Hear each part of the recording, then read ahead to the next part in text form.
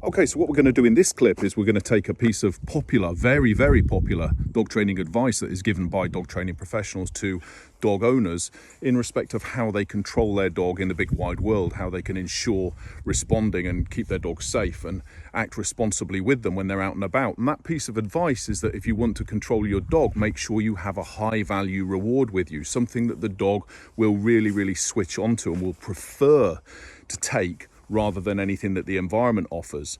So here again, we're just using a standard rescue dog. In this case, it's a European import rescue dog who is very switched on by the environment, and we're going to test that theory. We're going to see how that advice actually holds up in reality. And here we are in reality, and the higher value reward that we're going to use for the dog, because you hear it said so often, I could hold this in front of my dog's face and they'd still ignore me, they'd still chase after whatever it is that they're chasing after, is an entire ribeye steak for a raw fed dog. Okay, what does the dog need to do to access that entire ribeye steak? Nothing. Just simply stop what they are doing and take the ribeye steak instead of continuing with their nose down to follow the trail, to hunt, to go after other animals, birds, and put those animals at risk. That's all they need to do, nothing whatsoever. Let's see how it holds up.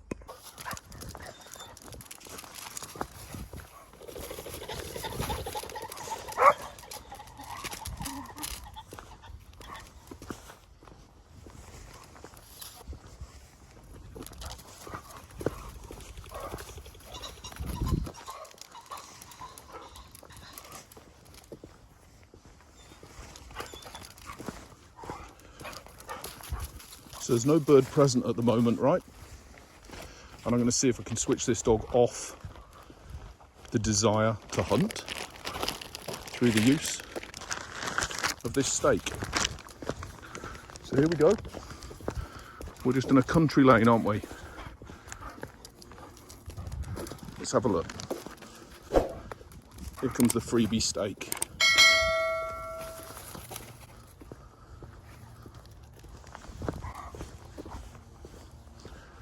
Let me just show you that again.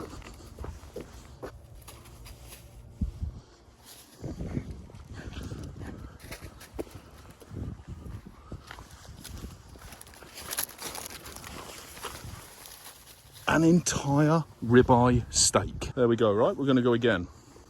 I say again, an entire fresh ribeye steak, completely free for the taking. Watch. There it goes. She's noticed it. Couldn't care less. On she goes. Must be a rig, right? Got to be some problem.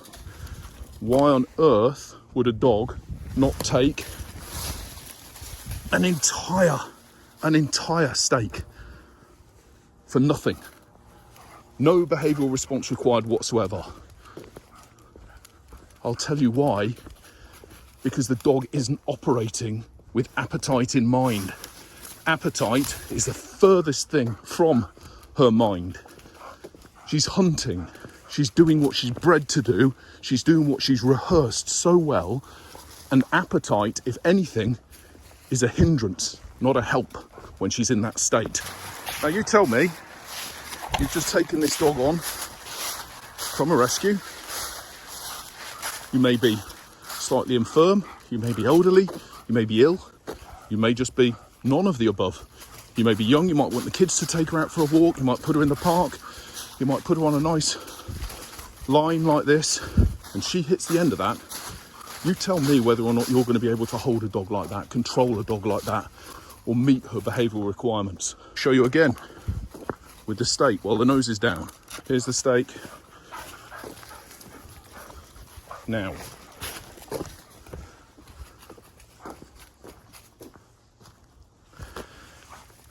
No thank you, pal. I've got more important things on my mind. Next time somebody tells you that the way to control a dog with that level of drive in a real world environment, and bear in mind this is birds that's switching her on, so first of all you tell me a place where it's safe to exercise a dog like this off lead and have them respond well, which equally matches their behavioural requirements, their needs, which is a legal obligation of yours, without there being birds present. or the scent of any other animal present, but it's sufficiently strong enough for a dog like this to have it completely ignore an entire fresh ribeye steak in order to follow that scent.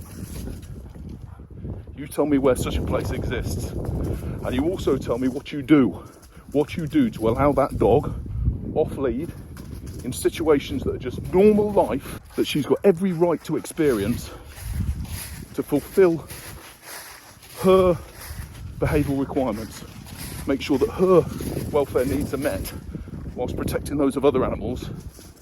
You tell me how you're going to do that without using any form of information that says to the dog, no sweetheart, that was wrong, you can't do that, that's dangerous, by only saying to her, I've got something better. Really?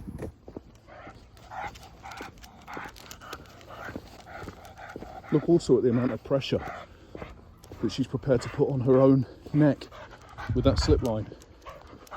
Same is true of a head harness. She's actually chewed through a few slip lines before to get out of them and to do what she was bred to do.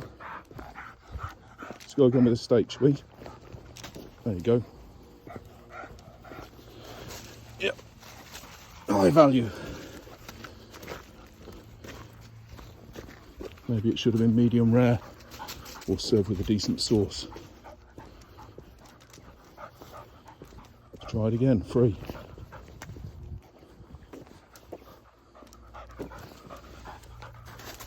Now I'm going to show you when she gets back to the van. Same steak, same dog, different environment, different motivations. Just watch. You may be slightly infirm, you may be elderly, you may be ill. You tell me whether or not you're going to be able to hold a dog like that, control a dog like that. So running pheasant down there, look at this done.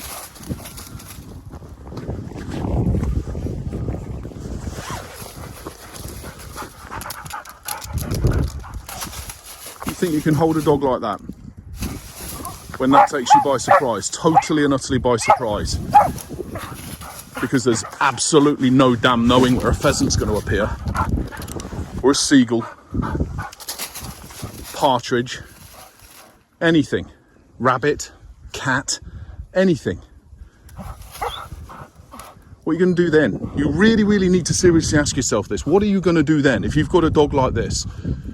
How on earth do you intend to safely exercise that dog and safely control that dog by following an ideology that prohibits you from saying that was wrong, or you're better off doing this instead, sweetheart? Watch when she comes back into the vehicle, and watch, she'll shake as she gets into the back of the vehicle as that adrenaline drops off, those corticosteroids drop off. There we go, that's what I was looking for. I was going to say, to tie in with a clip that I recorded a few days ago talking about that shake, where she switches from a state of high arousal into one of lesser arousal. And when that shake happens is when her motivational state will change. Now you watch as I put her into the vehicle.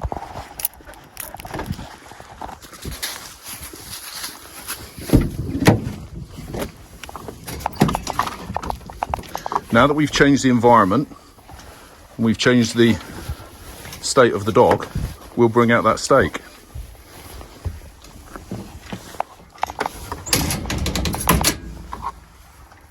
If you as an owner, or you as a professional, your trainer, your advisor, your behaviourist is so far removed from having sufficient experience and understanding of dogs as to not be able to convey to you, not be able to recognise, not be able to understand and work in accordance with shifts in motivational states within dogs, depending on context, depending on individual, depending on, past experience, breeding. If they're not able to recognise that, if you're not able to recognise that, you are going to go nowhere very, very fast, unfortunately.